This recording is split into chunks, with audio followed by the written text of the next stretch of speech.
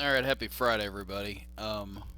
It is August 25th, 2023 here at precisealgorithmtrading.com, and let's dive into a weekly review, and I'm still going to try to keep it short for the day. So, the S&P, well, the markets in general, they rallied today, and so the S&P was up 0.67% at the end of the day. The Dow was up 0.73%. The Russell was up 0.4%, and the Nasdaq was up 0.94%. So let's go through them real quick. We're oversold on the TrueMomo indicator in the middle here. It's the daily chart. It's really the one that matters the most. We look at it over here on the weekly, and could this thing reverse from here? Yes, it could. We are overbought in the overbought condition on the TrueMomo indicator on the weekly though. And the Mo zones, looks like it's actually got a little further it could go on the weekly, but we are in the position of reversing, you know, at least potentially. But again, we could get kind of a shot lower and maybe probe down into this area one more time. That area of support. This thing, obviously markets can do whatever they want anytime, but it does look like it's primed to reverse to me, and the biggest probably indicator for that for me are these Harvard lines, and that's just because it's kind of a longer term trading system, and there's a lot that goes into it, but we've just recently come up off of the Harvard lines for the first time in, like, I don't even know, a year and a half on the overall markets. So anyways, that's my big takeaway. But nothing matters until you actually get the reversal. We do not have it on the daily. We do not have it on the hourly. We had it for a little bit and then it gave it back. And this is, in my opinion, the way it works. You get this nice rally and then it reverses. That gets everybody going the opposite direction.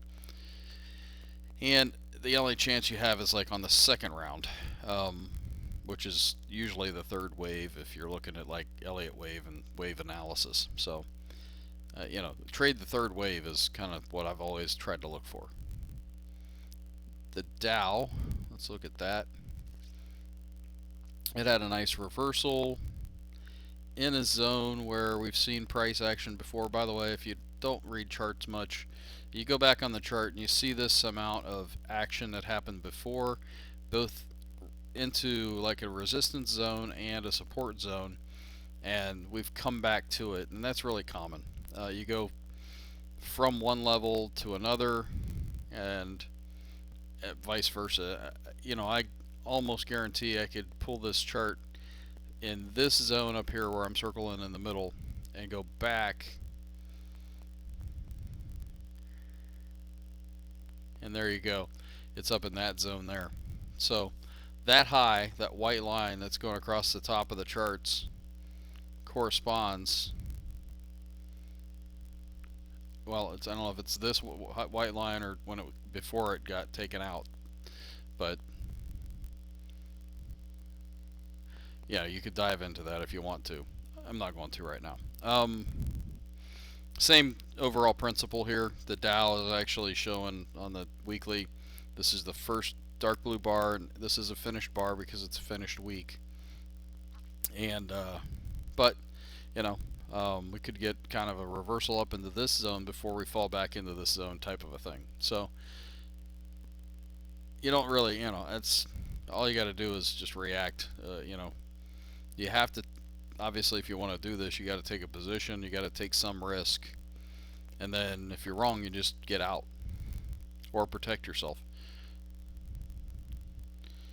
The Russell here, it's got a couple reversal looking signals. That's a nice long-tailed candle right there, which we don't have any yellow bars coming up here on the TrueMomo indicator on the daily yet, but we are starting to see some signs of life potentially for that. Like I say, this was the green here where we were starting to see some life, and then we got taken underwater.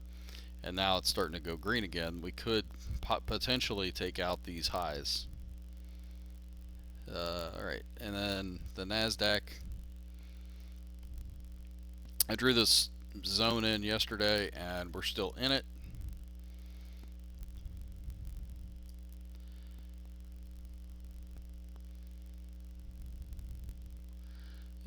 I'm going to take it off just because it's annoying.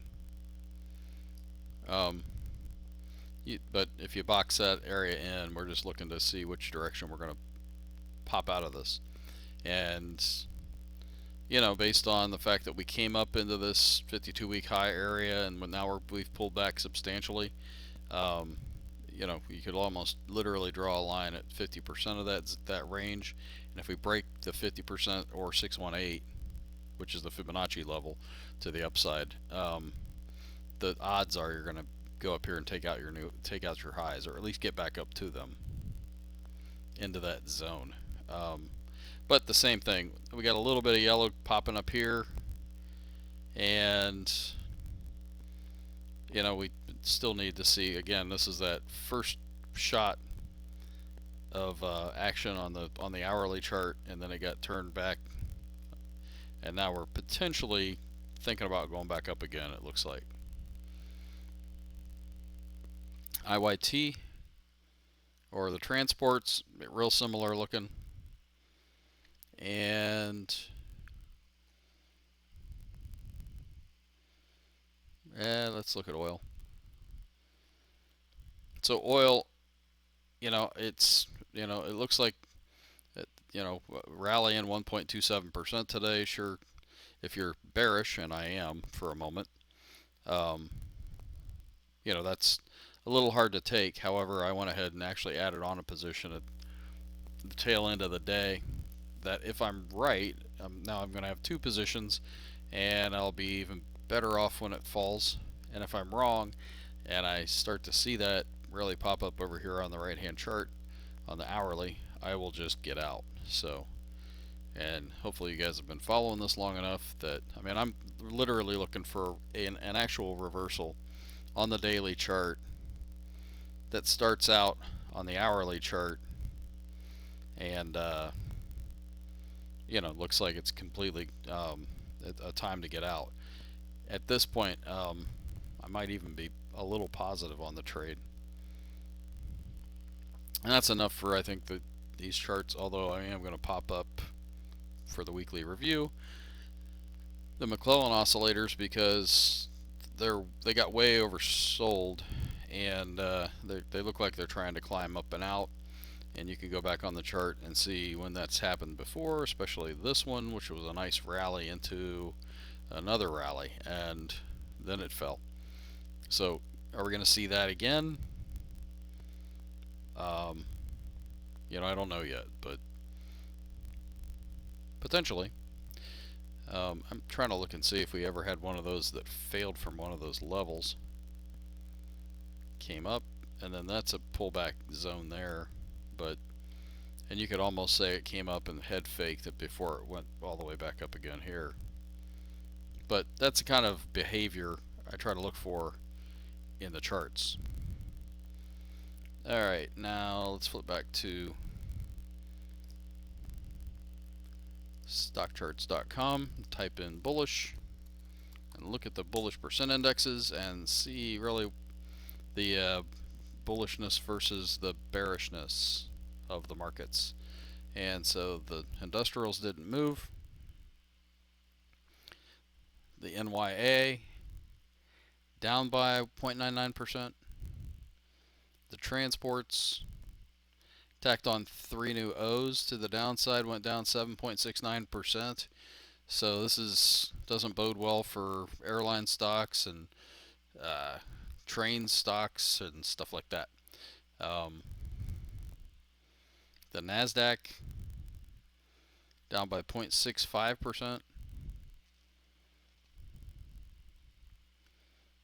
The SPX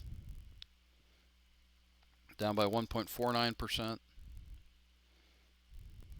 The OEX, which is the S&P 100, tacked on a new O to the downside and went down 1.82% today. and the NDX, which is the NASDAQ 100, actually flipped over to a new column of O's today. And so now we're going to watch for these O's taking out those O's to the downside and putting in a point and figure sell signal to the downside. And if that happens, then we're going to look for support around that level, and then that level, and then that level. And then finally, the automatic trading systems. Nothing to write home about for the Russell, which has been the story of the Russell lately, and that's fine and dandy, I guess. Overall, bearish lately, but in the scheme of things, it looks, I mean, it's just been bleeding off. The good news is I've all but abandoned that one personally, but the YM here is actually been trading into new green territory for a long time now, or a week or so, a relative long time. After this beating behind the woodshed, I mean, that's been really good to see. So then lately, these are the wins and losses, and so you see there today, the 25th, fairly back and forth. Those two 1200s cancel each other out pretty much, and that 640 and 560 almost cancels each other out. And so that's where you get this back and forth. It's really just chop. And then it looks pretty good here since we're putting in new all-time highs on our equity. These are equity peaks, these green dots, and you know what you're trying to do is string that type of a string together, because if you did that, you know, that's roughly just the box I drew there is $100,000 on the trading size that we use, and that would tack on, if you just move that over here, that would tack on something like that up to the upside, and that's what we're looking for. You go in these patterns of wins, and then you go in these bellies of losses, as you see back here on the chart, you know, from a year ago. And then here's the NASDAQ lately, and ours put in new green dots today, and this has been the rally here lately over the last week or so, which has been great to see after that negativity that's been going on in it. These are our wins and losses of, I did it again. This is not the right, this is page 1 of 4. There's actually 4 sheets. Anyways, you can see obviously more wins and losses there lately. Sorry, I don't have the right sheet pulled down there. I need to watch that. And then this is the yearly contextual view of it. So this right here, for what it's worth, just in case you don't follow for very long, this is the February till now this year, and this is a year's worth of data since August last year. So and that's why if you look really match that up to roughly there, I think that's that February time frame that's why this chart here is really just that piece of the overall. Hopefully that makes sense. And with that, guys, I'll leave you for the weekend. Hope everybody has a great weekend, and you know, take some time to relax and take some time off of trading if you do this, you know, in depth. It's always good to take a breather, and I'm kind of speaking for myself there as much. Take care, guys. Good trading, and have a great weekend.